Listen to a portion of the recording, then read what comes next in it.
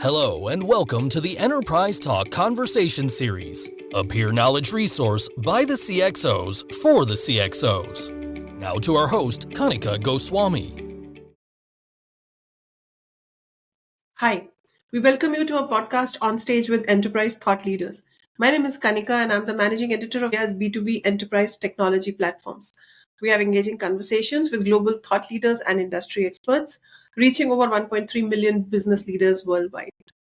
New research from Pearson shows that as roles in the technology industry are being reshaped by automation and AI, employers should consider a strategy of role redesign to solve talent needs and maintain competitiveness. For this latest skills outlook, Solving the Tech Talent Gap from Within report, Pearson looked at how the tech workforce might evolve and be reshaped by emerging technology over the next 5 years. The research notes business leaders need to think creatively and proactively about redesigning roles to be more effective in their use of technology and to help their employees upskill better. Today, we speak with Oliver Latham. He is a regional sales lead for EMEA in Pearson's Enterprise Learning and Skills business unit. And we'll talk about how tech leaders need to rethink and evolve skilling pathways or risk being left behind with underutilized, undervalued, and unprepared workforce. On that very negative note, I'm sorry. Oliver, welcome to the podcast. It's great to have you here with us Thank today. you. Thank you for having me. Great to be here. It's a pleasure because this is one of the areas we haven't really covered till now. So I think today it will be the first time we'll be speaking about skilling and technology that aids it. So Oliver currently serves as a vice president for enterprise sales and business development for Europe, the Middle East, and the Asia at Pearson. Prior to this role, he spent 3 years developing and executing Pearson's workforce strategy. Before joining this organization, he spent 11 years as a strategy and management consultant at EY, where he was appointed senior manager in both the London and the Sydney offices. In 2016, he was made a fellow at the Royal Society for the Encouragement of Arts, Manufacturers and Commerce, that's RSA, and spent 4 years co-founding his own startup business. He holds a BA in accounting and finance from the University of Manchester. Outside of Pearson, he serves as a member of the Westminster Education, Employment and Skills Board for the Westminster City Council since March 2024. So it is not only technology, you are a jack of all trades, if I may say so. Yeah, I think that's probably a fair description. In fact, I had someone describe me as a Swiss Army knife before. So yeah, perhaps that's the good way to think about it. That is good. That's probably a more apt description than jack of all trades, but I'll take your word for it. So my first question to you was evolving tools, technologies, and tools are eating into current jobs. What do you see as a solution? And it is eating into my job as well. We have AI which can write or speak or do everything better than what I can do. What is the solution for us? Well, thank you. It's a good question, and I think it's true. Like our research that we recently done found that technology can save over a day a week of time as we go forwards in terms of people's roles, and particularly in tech roles is the work we've done most recently. But I think the thing that organisations and people need to do is first of all understand the size of that opportunity, and I see it as an opportunity rather than a risk. You need to look at what roles are most impacted and where is it impacted. I'd think about what is it that's impacting? What's the automation or the technology that's helping? It might be agents, it might be large language models, it might be robotic process automation. But what is it that's changing? Once you understand that, I think it's much easier to think about, well, what should I do, or what should my organisation do about the roles that we have? How do we think about redesigning those? How do we change what they should be as a role, so that humans can work alongside technology or alongside agents in order to do the work? And that seems like the first step. I would probably add a little bit in that actually once you know that, you can then think about, okay, how do we train people? How do we upskill them such that they can genuinely, be successful in the future and create the productivity gains that we're promised by these technologies?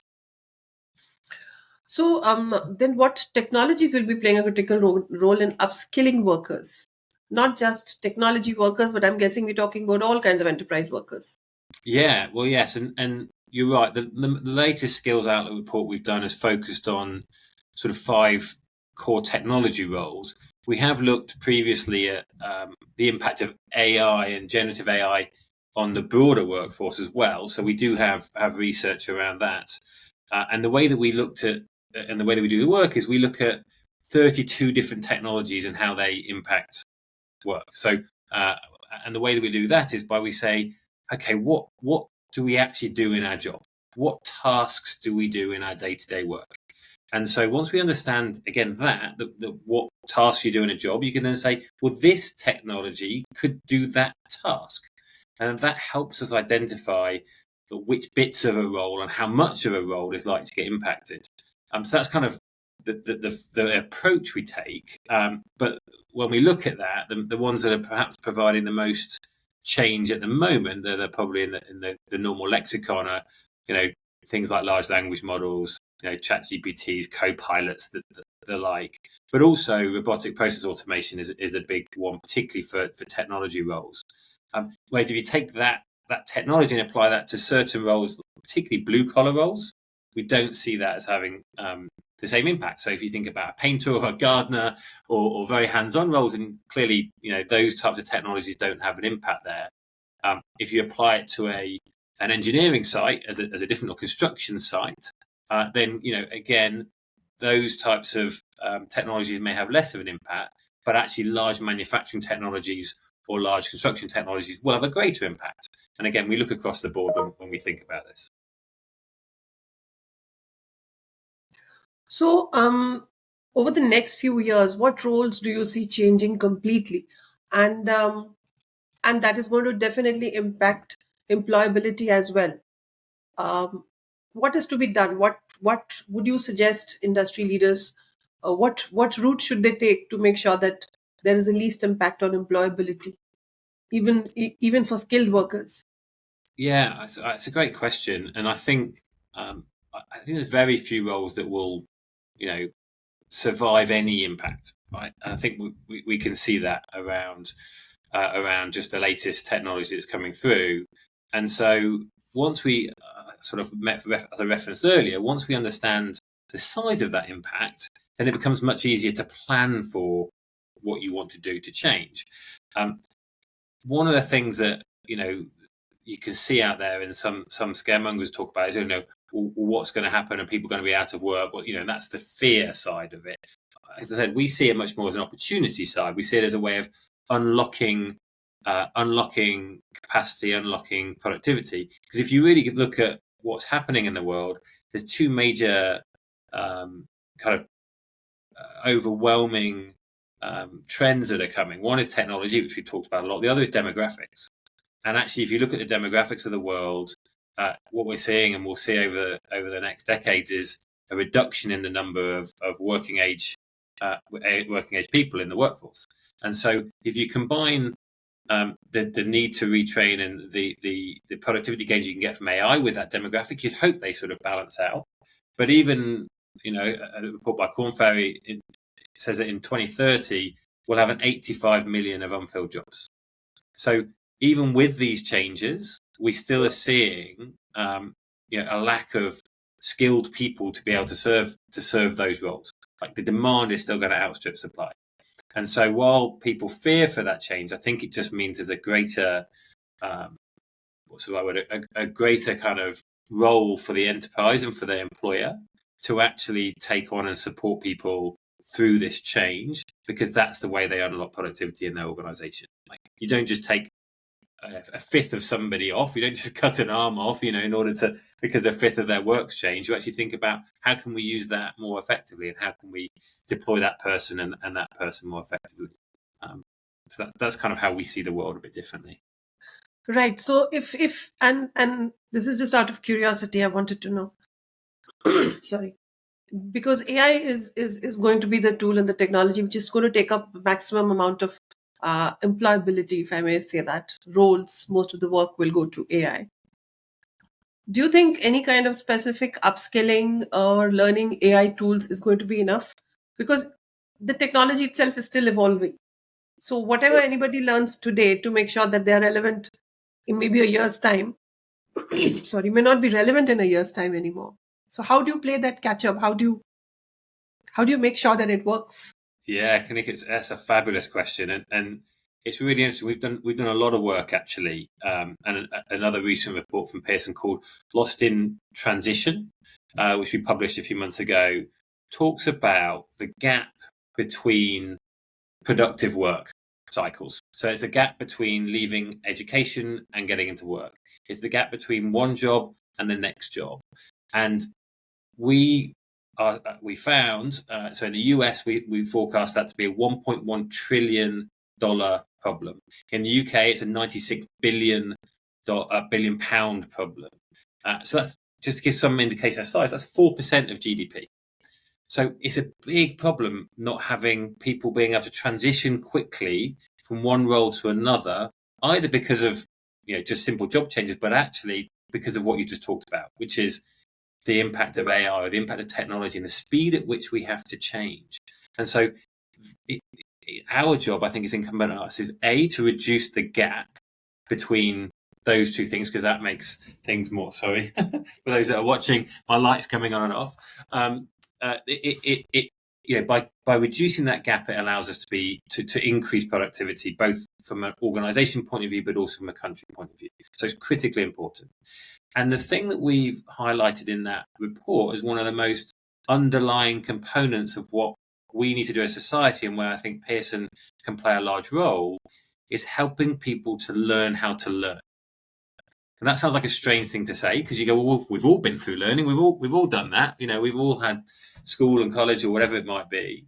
But actually helping people to learn how to learn, so that, to your point, things change in an ever more rapid cycle.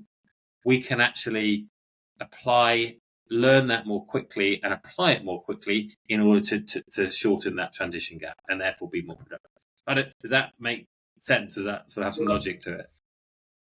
It'll take a little while to sink in, and then perhaps it'll make more sense, if I may be very, very candid about this, because it is a real question. I mean, across all functionalities, if AI tools, my job, for instance, in 5 years' time, we may not need writers. Why 5 years? 1 year's time, we may not need writers. But then we're going to need people, or we're going to need tools that are keeping up with the rest of the infrastructure, or keeping up with the development that's happening even in the AI tools industry. So that there is definitely going to be some amount of people falling by the wayside, skills falling by the wayside, or employability, like I said. Yeah. So let's try and address that then, because if it wasn't, if I didn't articulate it well enough, I think it's important, because I think what you're saying is, or I suppose what I'm trying to say is, historically we've had a fairly linear learning path and career path. Okay, so traditionally you go through school. You might go through some form of additional education, whether that be a college, whether that be a university, a vocational training path, and then you land in work. And largely, until 5, 10, even 15 years ago, perhaps, you would then continue in a workplace in a fairly linear fashion. You took on journalism, and you do a number of things in that space. Other people might go into a sales role, or a product role, or an accountancy or profession, whatever it might be. And the ladder was fairly well defined.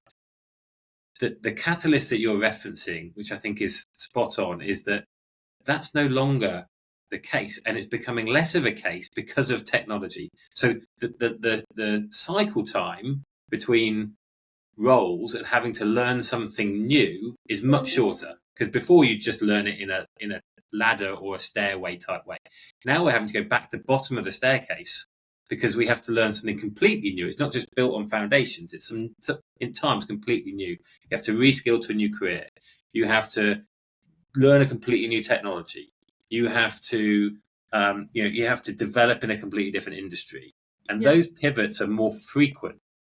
And because they're more frequent, we need to arm and support people to be able to make those transitions more readily and more frequently. So to do that, both from this is from school, Pearson's got I'd say, benefit, because we operate in schools, we operate in universities, in colleges, in vocational education, and in employment and enterprises. So we have the ability to support through life and a lifelong learning experiences to help people improve how they learn and how frequently they learn, and how they have to do that often. So when you say this, my job's changing quite dramatically, it's not a fearful thing. It's like, okay, well, I know how to learn something new. I can quickly get on board, and I can adjust my modus operandi, how I operate in the workplace, how I operate with my clients. Does that help clarify a bit more? It does. And it is, I mean, I know exactly what you're saying. Instead of a linear way of growth, whether it is professionally or academically, it is now a multilinear manner of growth. So there are things happening simultaneously, things happening back and front, and new things arising in the middle of all of these equations. So it's got Exactly to be right. tough. Exactly. So we have to be happy to go back to the start, or to go into a different profession, or Yeah. actually in many cases to learn while we work. And that might be learning something different than we're doing in work. So we might be going, I'm working in this path today, but I know that path is potentially going to be heavily disrupted. So I'm Right. going to have to learn alongside this path so that I can transition. And I think that's incumbent upon it is incumbent upon the individual, but I think it's becoming ever increasingly incumbent upon the organization that you Okay. operate in, because they are the organizations that will adopt technology, and they're the organizations that will disrupt essentially be the architects of the disruption using these things. And I think we have a responsibility as organizations to support our people in this dramatic amount of change. And another point, I mean, it just occurred to me, I'm not sure if you will agree with this, is once an individual who's working for a company or an organization plans out skill enhancement for this polynomial equation of changes, Yeah. then I think people are going to be skilled for more things for longer. And if it comes, as a part of their growth in an organization, they will be able to retain the skills and learn more skills faster, longer, better. So maybe the employability tenure would also increase with that. So that's a great hypothesis. I don't know if I fully agree. I think it could do, right. So I think if I'm an organization, what are my greatest assets? My greatest assets are going to be my products, my services, my technology, and my people. Yeah. And not necessarily in that order, by the way. And I think your people are the most, but I'm a bit biased. I've come from a people background. I suspect as we bring in the inclusion and the introduction of more agents in our workforce, thinking about how humans work alongside those agents is going to be ever more important for an organization. Right. And I think being able to help your humans, but also help your agents, right? You've got to train agents. You've got to understand, make sure that they have a quality output, make sure that they they don't hallucinate, make sure they're being trained on the right information, and all of those things. You still got to train an agent, but you also have to train people. And I think if you as an organization are a responsible employer, then you should be thinking really hard about how you treat your people, how you train them, and how you make sure they are skilled to support you in the future. And I think that will create, to your point, it will create a lot of loyalty, right? Because if I'm a person, I'm going, I know this organization is going to help develop me so I can be successful. I think that's a really important role of the organization. And I think where we play, and I'm happy to have many conversations about this, is actually how do you know what to train people on to help future-proof them? And it's an obvious next question. Again, we've done a lot of work around this, thinking about, my point about learning to learn is one of the things, but actually, what are some of those core human traits that we have to make sure people are really very good at, so that then they can apply those to work alongside technology? Yeah, so that was exactly my point, that if you're going to be having agents to continuously train and upskill the existing resources, and people are the most priceless resource as far as that comes. Even with AI tools, you're going to need good people.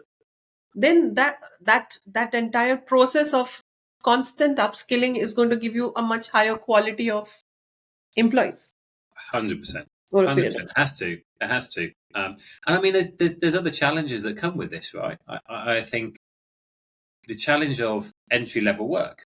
Yeah. We've got to think differently about what entry level work looks like. Right. In the past, I don't know if you take.